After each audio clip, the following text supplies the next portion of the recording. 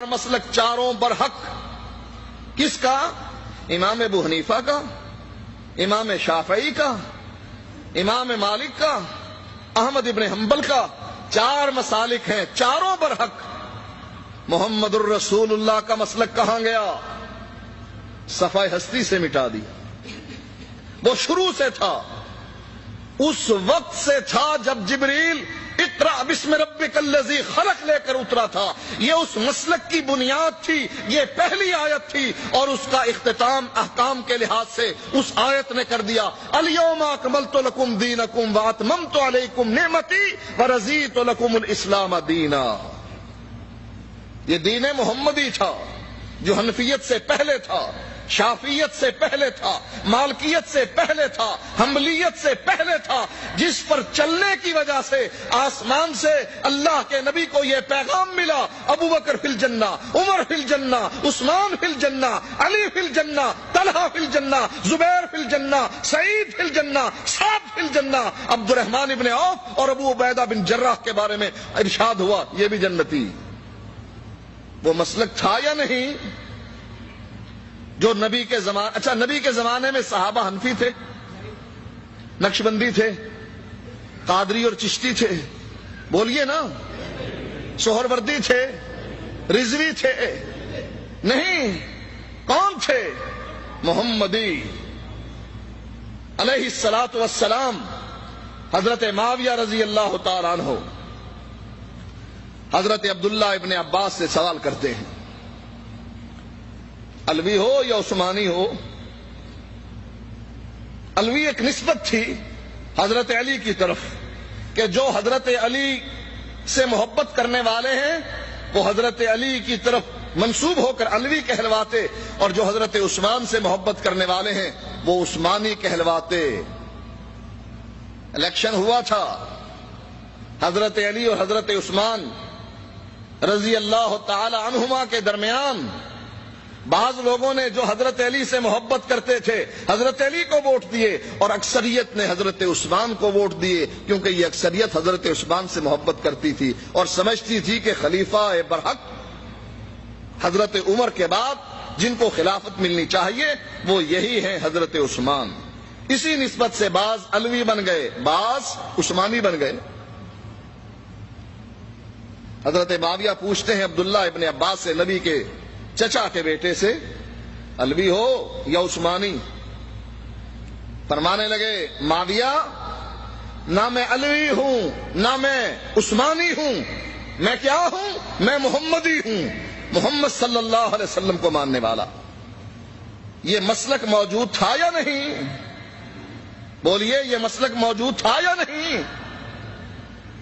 جس مسلک پر چلنے والے نے حضرت عمر کے فتوے کو رد کر دیا تھا۔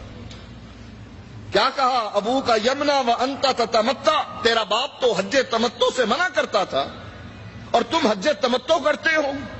کیا کہا تھا عبداللہ ابن عمر نے؟ بخاری کی روایت ہے، امر ابی یتبع امر رسول اللہ صلی اللہ علیہ وسلم، مجھے بتاؤ میرے باپ کی بات چلے گی یا محمد الرسول اللہ کی چلے گی؟ اس کا معنی یہ ہے کہ صحابہ کے زمانے میں یہ مسلک موجود تھا، تابعین کے زمانے میں یہ مسلک موجود تھا۔ جب حضرت عبداللہ ابن عباس ایک مسئلہ بیان کرتے ہیں، جواب میں کہنے والا کہتا ہے ابو بکر نے یوں فرمایا، عمر نے یوں فرمایا، تو عبداللہ ابن عباس فرماتے ہیں مجھے ڈر ہے کہ کہیں یہ کہنے پر کہ میں نبی کی حدیث پیش کرتا ہوں اور تم ابو بکر اور عمر کا قول پیش کرتے ہو، مجھے ڈر ہے کہ یہ کہنے کی وجہ سے تم پر آسمان سے پتھروں کی بارش نازل نہ ہو۔ صحابہ تابعین کے زمانے میں یہ مسلک موجود تھا جس کا نام محمدی مسلک تھا۔ مٹا دیا نا؟ کہا چار ہیں، چاروں برحق، پانچواں کہاں گیا؟ محمدی مسلک؟ کہا نہیں، حرم میں چار مصلے بچھائے گئے تھے نا، کہ یہ حنفیوں کا، شافیوں کا، مالکیوں کا، حنبلیوں کا چار مصلے بچھائے گئے، پانچواں کہاں گیا؟ کہا نہیں، اس کو مٹا دو صفحہ ہستی سے۔ تم اس کو مٹانا چاہتے ہو، اور رب فرماتا ہے وَرَفَعْنَا لَكَ ذِكْرَكَ، ہم تیرے ذکر کو بلند کرتے رہیں گے۔ جہاں اشہد اللہ الہ الا اللہ آئے گا وہاں اشہد ان محمد الرسول اللہ بھی آئے گا۔ دنیا مٹانا چاہے یہ مسلک مٹ نہیں سکتا۔ اللہ کے نبی فرماتے ہیں لا تزال طائفۃ من امتی، میری امت میں سے ایک گروہ ہمیشہ حق پر رہے گا، نبی کے زمانے میں بھی، صحابہ اور تابعین کے زمانے میں بھی، تبع تابعین کے زمانے میں بھی، ائمہ دین مفسرین محدثین کے زمانے میں بھی ایک گروہ ہمیشہ حق پر رہے گا۔ یہ حدیث ہے جس پر محدثین فرماتے ہیں، امام بخاری فرماتے ہیں، یزید ابن ہارون فرماتے ہیں، علی ابن مدینی فرماتے ہیں، دیگر محدثین جس کے اقوال کو خطیب بغدادی نے فضائل اہل حدیث کے نام پر جمع کیا ہے، کیا فرماتے ہیں کہ اس سے مراد، بلکہ احمد ابن حنبل نے فرمایا اگر اس سے مراد اہل حدیث نہیں تو مجھے کوئی علم نہیں کہ اس سے کون مراد ہے۔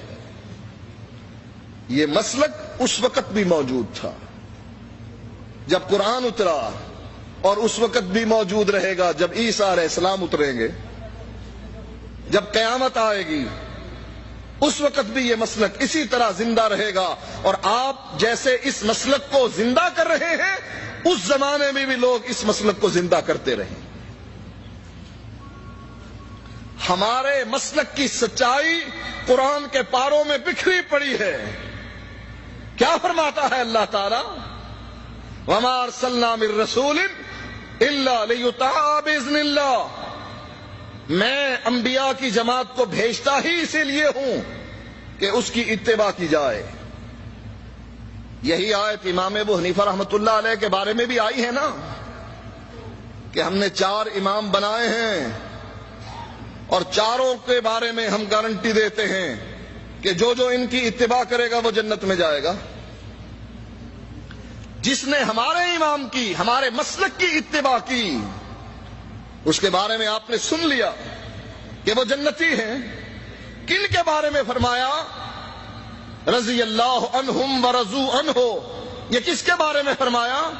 صحابہ کے بارے میں، جنہوں نے اللہ کے نبی کی اتباع کی، نبی کی زبان سے یہ بات سنی من اطاعنی دخل الجنہ، جو میرے پیچھے چلا وہ جنت میں پہنچا، ومن عصانی فقد ابا، اور جس نے میری نافرمانی کی، میرے راستے کو چھوڑ دیا، وہ جہنم میں پہنچا۔ کوئی شک ہے اس کے بارے میں کہ صحابہ جنتی نہیں؟ کیا خیال ہے آپ کا؟ صحابہ جنتی ہیں کہ نہیں؟ کس وجہ سے؟ اس حدیث کی مصداق بن کر کہ اللہ کے نبی فرماتے ہیں من اطاعنی، کالے رنگ کا آئے وہ بھی میری اتباع کرے، گورے رنگ کا آئے، بلال حبشی آئے تب بھی، شہیب رومی آئے تب بھی، کوئی قریشی آئے تب بھی، کوئی یہودی عیسائی آئے تب بھی، اللہ کے نبی فرماتے ہیں من